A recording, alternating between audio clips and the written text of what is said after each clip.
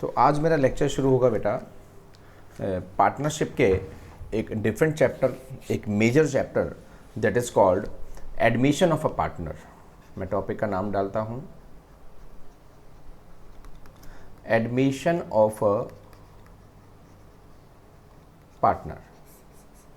Situation ये है कि ए और बी पहले से पार्टनर्स हैं, जो भी प्रॉफिट या लॉस होता था वो उसको 3:2 में डिवाइड कर लेते थे।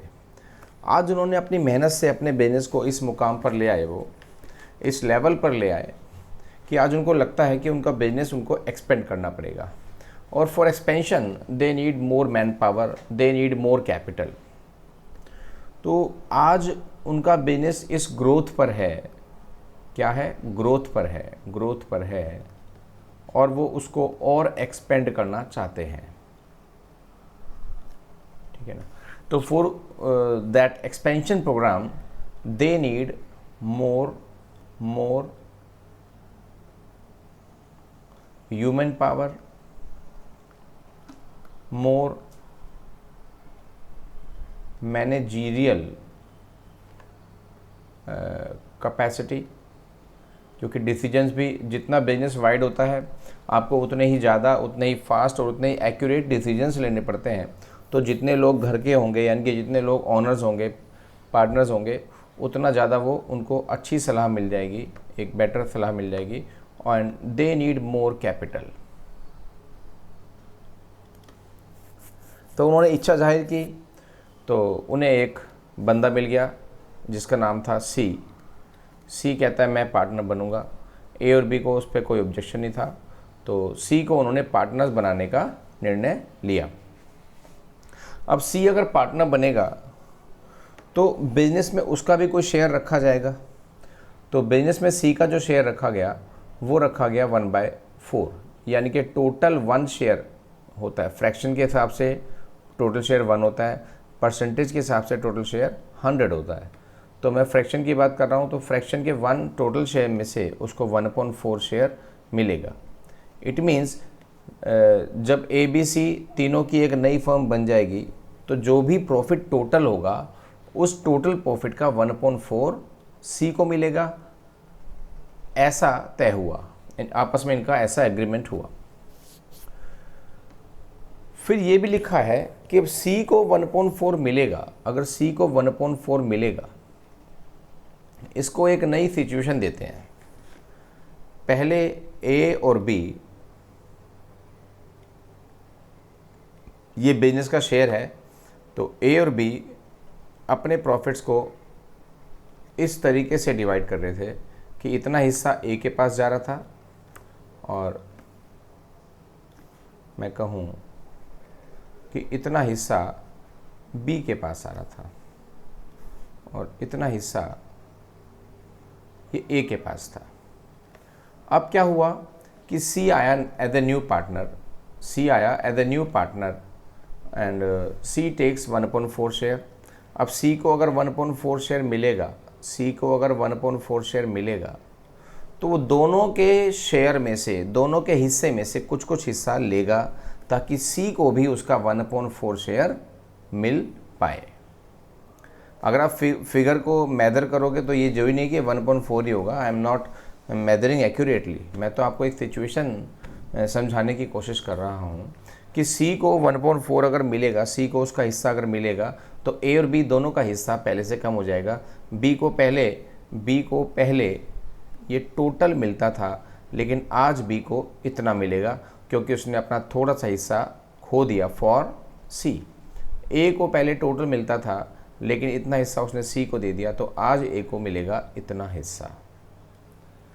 इट मीन्स नए पार्टनर के आने से, अगर सब कुछ नॉर्मल सिचुएशन है, क्योंकि ये सब सिचुएशन जो मैंने आपको बताई है ये नॉर्मल सिचुएशन है, कि नए पार्टनर के आने से पुराने पार्टनर्स को अपना कुछ ना कुछ हिस्सा छोड़ना पड़ता है।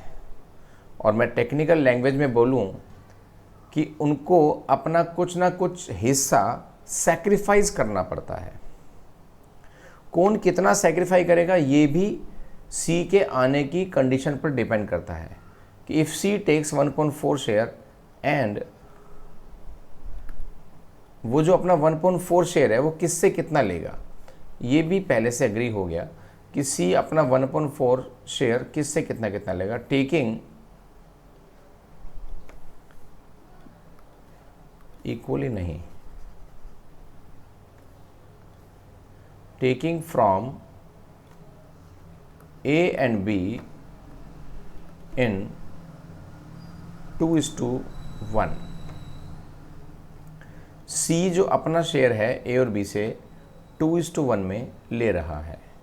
इट मीन्स सी को जो उसका 1.4 हिस्सा मिलेगा उसको ए और बी मिलकर देंगे। पहले देखेंगे कि ए ने कितना हिस्सा दिया। तो अगर मैं इसका सॉल्यूशन करने लगूं, पहले तो मैं आपको सिचुएशन ही समझा रहा हूं। सिचुएशन क्या है कि ए और बी का हमें सेक्रीफाइस निकालना है। सेक्रीफाइस, ए का सेक्रीफाइस देन बी का सेक्रीफाइस, दोनों ने सी के लिए कितना कितना सेक्रीफाइस किया। तो सी को क्या चाहिए, 1.4 शेयर। तो सी को 1.4 चाहिए और सी के 1.4 का, ध्यान देना ये जो रेशो है इस पर ध्यान देना, ये यहाँ काम आएगा कि सी को उसका 1.4 ए और बी देंगे इस रेशो में, ए और बी देंगे इस रेशो में 2:1 में। तो सी के 1.4 का 2/3 हिस्सा ए देगा एंड 1/3 हिस्सा बी देगा। ऐसा एग्री हुआ है, आपको सब दिख रहा है। This is the agreement, sorry this is the agreement, ये सब आपको दिख रहा है कि इनका आपस में ये एग्रीमेंट हुआ कि ए और बी जो सी को उसका हिस्सा देंगे वो इस रेशो में देंगे 2:1 में। 2:1 का मतलब 2/3 1/3, 2/3 1/3। चलो सेक्रीफाइस जल्दी से फाइंड कर लो बेटा, मल्टीप्लाई कर दो। This is 2/12 and this is 1/12। Sacrifice आ गया। सेक्रीफाइस का मतलब क्या है कि सी के लिए ए ने अपना कितना हिस्सा छोड़ दिया और सी के लिए बी ने अपना कितना हिस्सा छोड़ दिया।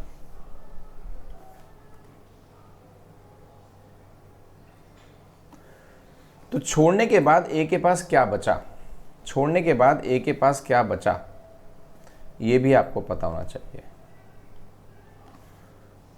तो जो बचेगा, मान लो ए के पास 100 रुपीज़ थे, उसमें से उसने 30 रुपीज़ सी को दे दिए, तो आज ए के पास कितने बचे, ₹70। ये 70 ही तो हमें फाइंड करने हैं।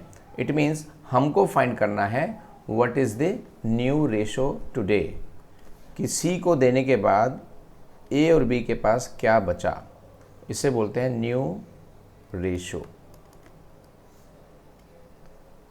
ए बी, और जब न्यू रेशो निकालते हैं तो सबके निकालते हैं, फिर ए बी और सी सबके लिए new ratio A B and C. New ratio का फार्मूला होता है, फार्मूला क्या, ये तो एक रियल सिचुएशन है, लॉजिकल बात है कि जितना उनको पहले मिल रहा था यानी कि ओल्ड शेयर माइनस जितना उन्होंने सेक्रीफाइस कर दिया, तो अब जो बचा वही उनका न्यू शेयर है। Everybody knows. तो बताएं ए को पहले क्या मिल रहा था, ए का था 3/5, क्योंकि ए और बी का जो रेशो था 3:2 था, तो 3 दोनों का टोटल यानी कि 3/5 ओल्ड है, माइनस ए ने कितना सेक्रीफाइस कर दिया 2/12। बी का ओल्ड कितना था 2/5, बी ने कितना सेक्रीफाइस किया 1/12। सी को क्या मिल रहा है, सी को तो 1.4 मिल रहा है, ये पहले से एग्री हो चुका है। ठीक है बेटा, इनको पहले कैलकुलेट करते हैं, उसके बाद हम बात करेंगे आपसे। इन दोनों का एलसीएम लिया जाए, 60 एलसीएम आएगा। आप भी कैलकुलेट करिए, दोबारा से देखिए। 5 12 जा 60, 12 3 जा 36, 12 5 जा 60, 5 2 जा 10। ठीक है, दिस इज 26/60। ए का न्यू रेशो आ गया, हमें न्यू रेशो ही फाइंड करना है बेसिकली अभी। अब हम बी का न्यू रेशो निकालते हैं। 24 - 5, 19/60। अब दोनों के डेनोमिनेटर में 60 है। ये डेनोमिनेटर अगर इक्वल होते हैं, किसी भी फ्रैक्शन के अंदर अगर डेनोमिनेटर इक्वल होते हैं, ये होता है डेनोमिनेटर नीचे वाला फ्रैक्शन में, अगर डेनोमिनेटर सेम होते तीनों के तो न्यू रेशो निकालने के लिए एलसीएम लेने की नीड नहीं पड़ती। तो डेनोमिनेटर जब 2 के इक्वल हैं तो तीसरे का शुरू से ही इक्वल बना के चलो। अपॉन में 60 है तो इसके अपॉन में 60 लाने के लिए मुझे ऊपर नीचे किस चीज़ की मल्टीप्लाई करनी पड़ेगी, 15 की।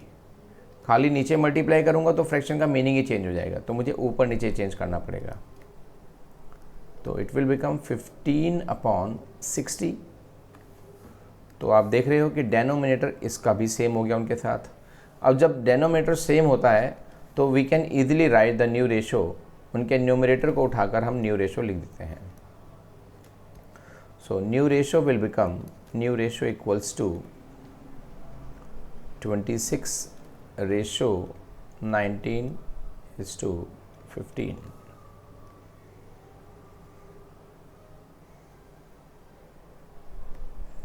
ये न्यू रेशो आ गया and this is the procedure of calculating new ratio. ये कॉमन प्रोसीजर नहीं है, क्वेश्चन की सिचुएशन के हिसाब से डिपेंड करता है कि आपको न्यू रेशो निकालने के लिए कौन सा फॉर्मूला अडॉप्ट करना पड़ेगा, बट एवरीथिंग इज़ लॉजिकल, आपको कुछ भी क्रैम करने की नीड नहीं पड़ेगी। आप फिर ये देखिए, बस फिलहाल ये देखिए कि जो सिचुएशन मैंने आपको बताई दैट यू आर गेटिंग और नॉट, उसमें जो भी दिक्कत होगी आप मुझे कम्युनिकेट करेंगे तो मैं उस प्रॉब्लम को सॉल्व ज़रूर करूँगा, मुझे बस बताना है आपने। अब मैं आपको बता दूं कि इस पूरी सिचुएशन के अंदर क्वेश्चन कितना है और सॉल्यूशन कितना है। तो ये तो क्वेश्चन का पार्ट है, और क्वेश्चन में और क्या गिवन होगा आपको, ये गिवन होगा, ये सब गिवन होगा। These all things are given in the question। ठीक, और सॉल्यूशन मैं बता दूं, सॉल्यूशन कहाँ से स्टार्ट होता है, ये सब सॉल्यूशन है जो मैं येलो से करूँगा। This all is included in solution. सबसे पहले आपको सेक्रीफाइस निकालना चाहिए, फिर न्यू रेशो का फार्मूला लगाना चाहिए, और उसके बाद आपको न्यू रेशो निकाल कर दिखाना चाहिए। This is the first case and introduction of the chapter admission. ये एडमिशन का इंट्रोडक्शन हो गया। ये येलो से मैंने जितना भी हाईलाइट किया है, this is the portion of solution. ये आपको सॉल्यूशन खुद से शो करना है। जो मैंने पिंक थोड़ा डार्क हो गया है, कहो तो मैं लाइट कर दूं जिससे विजिबल हो जाए आपको। चलो कोशिश करते हैं लाइट करने की बेटा।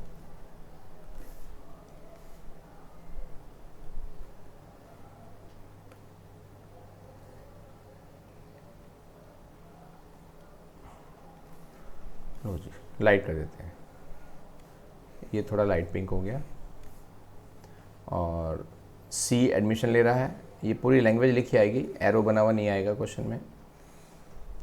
And taking from A and B, ये भी क्वेश्चन में गिवन होगा।